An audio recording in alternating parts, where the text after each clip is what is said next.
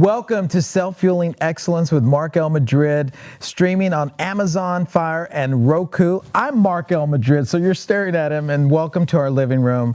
And all we're doing here is focusing on you having access to excellence. And welcome to one of our premier sub-channels, Therapy-ish, From Wounds to Wisdom, with the one and only Elizabeth Alegria. Elizabeth, welcome to your channel once more. Well, thanks. It's always so divine. I love that. Divine. I mean, it's a divine download that we had, right? Yeah. We've known each other for over 10 years. Yeah. And here, I mean, this is a dream come true. It's happening. It's happening. And today we're talking about our small business, our peer small business owners and entrepreneurs. And let me just put it out there. We're talking about burnout. Hashtag burnout.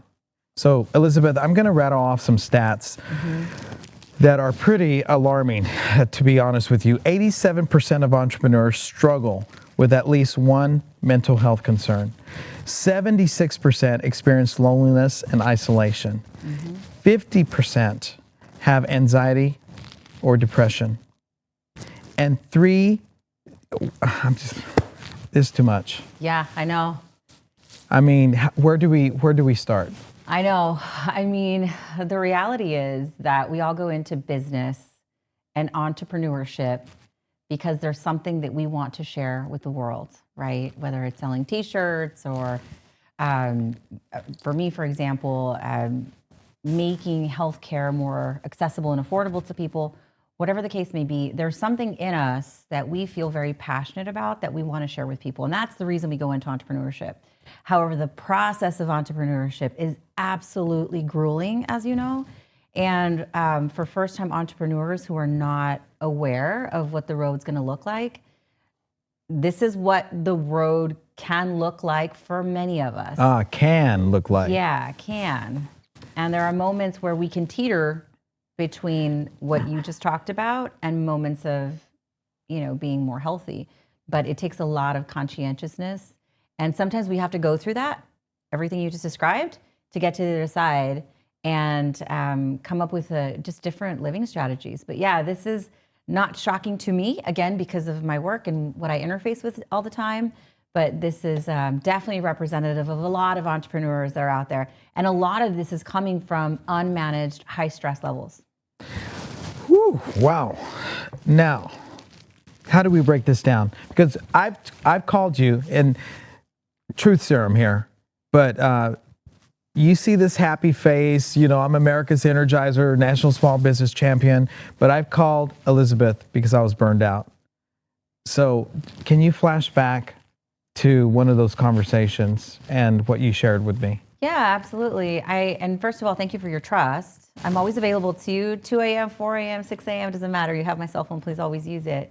I always tell my dear friends that. So I feel like the conversation has gone, it's been a two-sided conversation because I've called you with concerns too, right? So we start there, is that the trust is definitely mutual. And there's been moments in conversation where I'm talking about a stressor or you're talking about a stressor, whether it's related to our personal lives or our professional lives. The reality is all stress affects the other components of life. So if I have a significant stressor, you have a significant stressor that you're sharing with me, I know without question it's going to affect the other parts of your life. So in conversation, I remember a conversation that you and I were having, and we were talking about a business-related matter, and I could hear it in your voice because I know you so well. And you weren't telling me specifically that you were stressed about this thing, but you were telling me about the thing, and in the undertones, I could hear the stress. And I remember telling you to take care of yourself. And I was like really specific about, what are you going to do this weekend? Well, I got to work through it, which makes sense because as entrepreneurs, sometimes what weekends? We're working through weekends, right? And I remember telling you, make sure that you create the time because it's when we are most stressed out, when we don't have time for ourselves, that it is most crucial that we take the time for ourselves. It's in those moments where we don't have the time that we have to create it. Because if we don't, then burnout is surely to result. But again, I think the conversation that you and I had that day and the conversations that you and I often have about stressors are not common or unique to us. I think they're pretty common across the board of entrepreneurship. And thank you. I was like, which conversation was that? But then I flashed back and I realized which one it was. And it was so, I did go through a solution, and all it took was I did a 45-minute massage. To a preferred provider that I trusted, that I knew the methods, and it was about stress relief. So thank you. It literally changed my entire weekend. Now let's talk about something. If burnout is not addressed, what can happen? Oh, you're talking about impending physical health problems, physical ailments. Disease comes from, these types of diseases come from just misalignment of mental health needs and physical needs. Because think about it, when we are hustling the way we hustle sometimes, we forget to eat, we forget to drink water, we skip out on sleep, we don't see our friends as much, we don't create opportunities to laugh and just be light. So what happens is neurologically, we begin to experience higher levels of stress. Now you're talking about hormonal changes. You're gonna experience increases in cortisol. That's a stress-related hormone, and that can have devastating effects on the body. When you have such frequent rushes of these stress hormones, you run the risk of readjusting your baseline to a more anxious baseline. And now you're talking about sleep problems. Now you're talking about well, and not just sleep. I mean, that's a big one. That's a common one. But you're talking about eating concerns. There's unhealthy weight loss that can happen. I talked to entrepreneurs. Or unhealthy weight gain too, right? I was about to go there. Who binge because I haven't eaten in so long. So then when they get the time, it's like they eat everything in sight.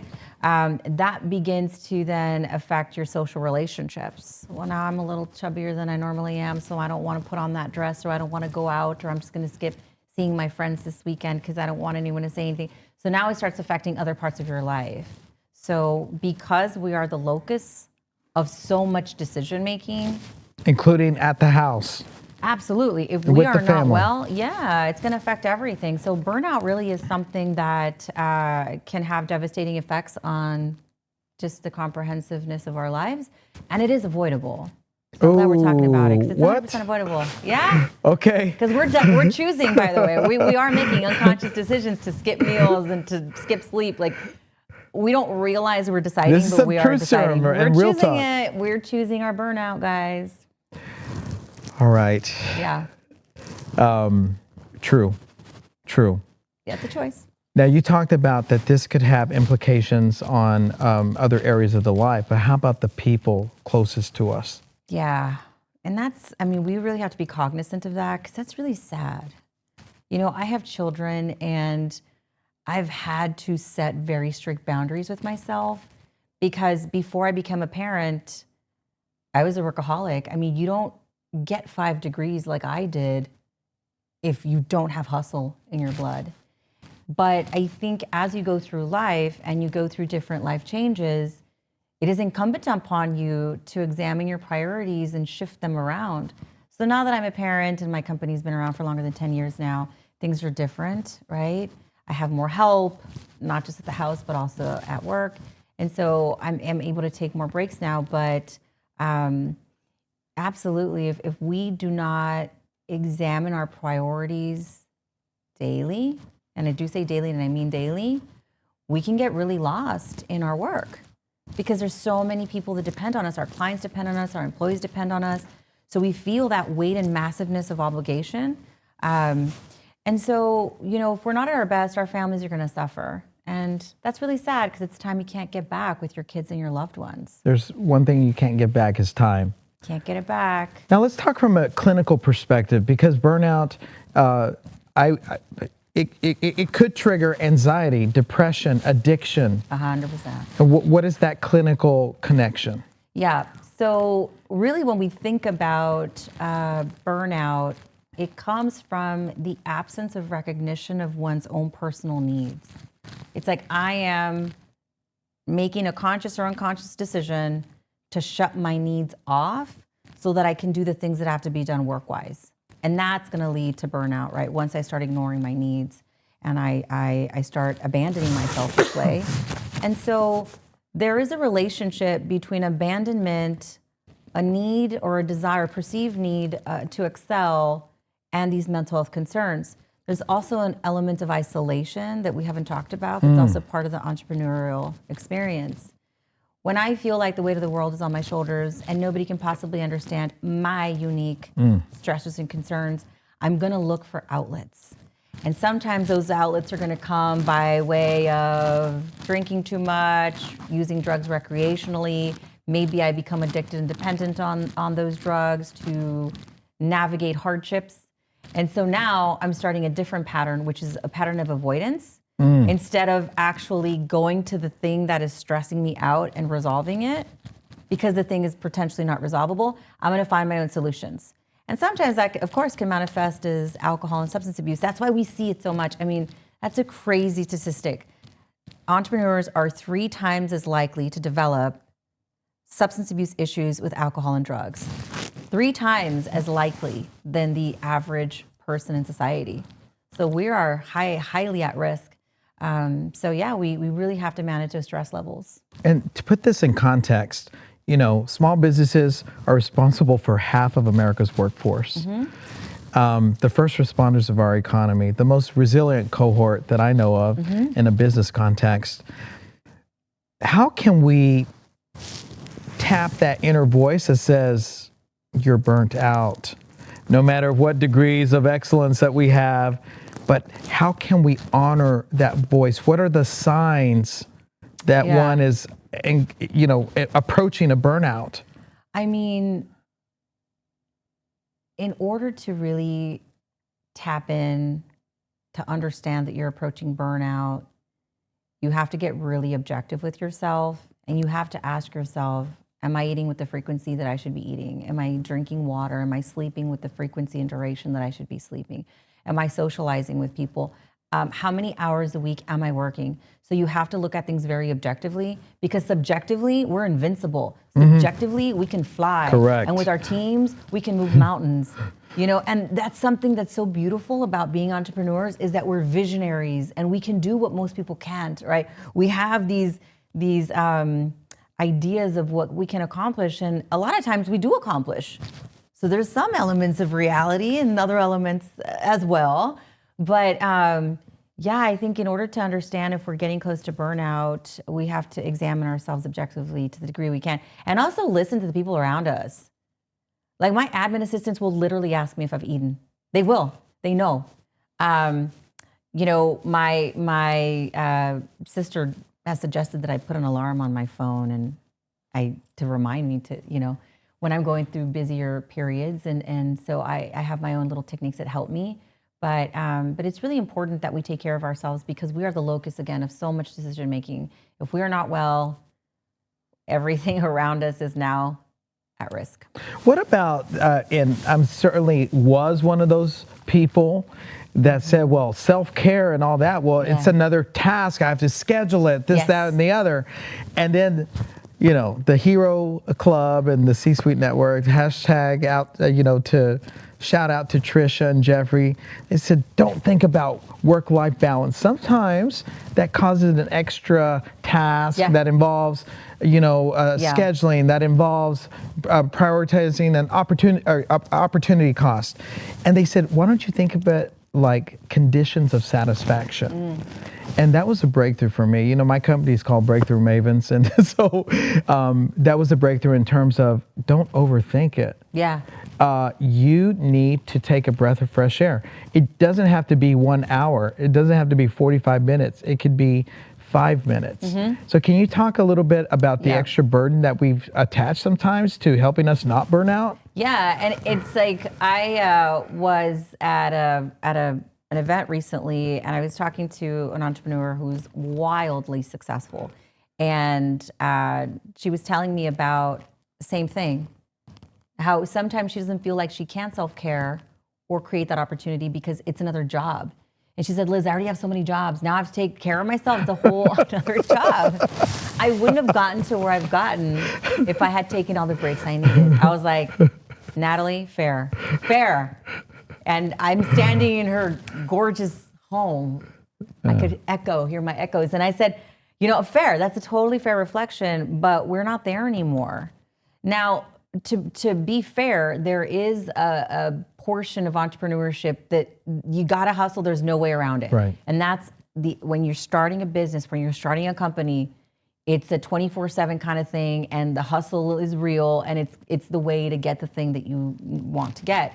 I'd argue, though, that you can and still should create micro moments of self-care. Because again, sometimes we can't take the week off. Micro moments. Sometimes we can't take the weekend. Sometimes that's just not possible. And I remember when I went through that, I mean, I'm in a different place now, but at the time, I was hardcore going at it. But again, I wouldn't have been able to get here had I not gone through that entire episode. Micro moments can show up as in 2 to 3 minutes of mindfulness, 2 to 3 minutes of meditation. You can literally schedule in a little tiny nap. And sometimes we have so much rumination happening in our mind where we're not able to like shut it off. That's fine. You can lay in your bed, close your eyes, turn off the lights, and just breathe and listen and give yourself the gift of 5 minutes or 4 minutes, whatever you can afford, and just sit still with yourself with the intention of calming your body and listening the to your gift breath. of intentionality. Yes. It's helped me. I'm not a napper, but I'm intentionally going to lay horizontal and put the deep sleep music that allegedly gets you to sleep in 4 or 5 minutes. Just that intentionality, even if I didn't fall asleep, I felt better about it. Can you talk about intentionality? Exactly. So there's, you can be very intentional about the way that you manage your mind, and people are not aware of this. I've talked to people that have a lot of anxiety, and they're like talking to me about all these anxious themes. And I'm the person that suggests or asks, have you ever tried controlling your mind, controlling your breath, controlling your body? Well, I don't know how to do that. How do I, and the first step is creating an intention. You have to sit with yourself and tell yourself, for the next 5 minutes of life, I'm going to give myself the gift of this time. And all I can give myself is 5 minutes because that's what I'm capable of today. But in the next 5 minutes, I'm going to alleviate myself of every role, obligation, duty, and responsibility that I have. And I'm just going to lay horizontally, eyes closed, dark room, and I'm going to just sit and breathe. And that's all I'm going to do. The only job I have is to de-escalate my body because I can feel the anxiety rushing through it. This is not productive, and I will not make great decisions from an anxious place. It seems like you're doing that right now. I have so much practice. I've taught people, right? Let's do that again. Yeah. I want to go there with you. So that's the thing, right? You have to sit or lie in a bed, whatever feels most comfortable to you. Close your eyes. Hand on heart, I always say, hand on chest, because believe it or not, there's a transference of energy that we can initiate when we do that. And we literally tell ourselves, I'm going to give myself the gift of the next 3 to 5 minutes, whatever I choose. And in these next 3 to 5 minutes, I'm going to remove all of my masks, all of my duties, all of my obligations. In the next 5 minutes, I'm nobody's wife, I'm nobody's sister, I'm nobody's boss, I'm nobody's neighbor. I'm nobody's teacher, I'm nobody's mentor, I'm nobody's sister, I'm nobody's a friend. And as I'm doing this, I'm removing the stress, the obligations, the pressure, and the heaviness of all that has come with those titles. And I'm going to give myself permission to just sit here and be a person, one of millions and millions and millions of people in the world. I give myself permission to just be one, to be a bag of bones on a bed, lying in darkness, without any obligation or responsibility. I'm just going to be a person lying in a bed, breathing. And I accept this moment of peace. I give myself permission to release any anxiety from my body, any hardship or stress from my mind. The only job I have to do right now is to be fully present in this moment, breathing, existing, being in gratitude. Every problem that I have will be solved at some unknown, undetermined moment in the future. I do not have to know it all, fix it all, or resolve it all now. The only thing I have to do is be. And then you give yourself permission to drop deeply as you can into your breath, into your body. And Where your did only you just job take me? Wow. is to listen to yourself and labor your breath. I hope you did that with me. I felt like I went to another place. Meditation, mindfulness meditation. That was brilliant. And I felt it. I felt a peace. I felt a release. Good. Yeah. So we have a couple minutes left. There's so much to unpack here, but there's one word that I want to talk about very quickly: avoidance. Yeah. Can you do that in a couple of minutes? I mean, people are so good at that, avoiding the discomforts and the just uncomfortable things of life. I've always said it, Mark, when we avoid things, when we avoid the problem, we avoid the solution. It's very human to When we avoid the problem, we avoid the solution. It's very human to avoid, but what we're doing is we're creating an additional problem. There's the problem that we have that we don't want to think about. That's the primary problem, and now we have the additional problem of avoiding it and all the anxiety that gets built up as a result, and the potential of depression that we're building. So now we have multiple problems. So yeah, avoidance is key to address. I'm not saying it's easy, but if you can't confront it with someone yet, then at minimum, you must confront it with yourself. I'm a big, big believer in journaling and a big proponent of it. For all the clients that I've worked with, I've always encouraged journaling. So if you can't say it out loud or say it to the person that you're avoiding, then start off pen on paper. There's something so powerful about manifestation that happens in those moments, and just write it out. Write out the thing that you're avoiding. I don't want to look at or talk about a financial stressor. I don't want to look at or talk about a stressor in my romantic relationship. Okay, so then don't talk about it. Write about it. Well, there you have it. I mean, this is self-fueling excellence. You got access to excellence in terms of how to attack burnout. I mean, how to be proactive about it, how to think about avoidance. So keep on coming back to self-fueling excellence. Keep on coming back to Therapy-ish, from wounds to wisdom. And I have to thank this beautiful studio, Alias Studios at Texas State University, for this opportunity. Our executive producer, Largent Media, and the one and only John Largent, the Hero Club, C-Suite Media, and the C-Suite Network. We're signing off for now, but please keep coming back.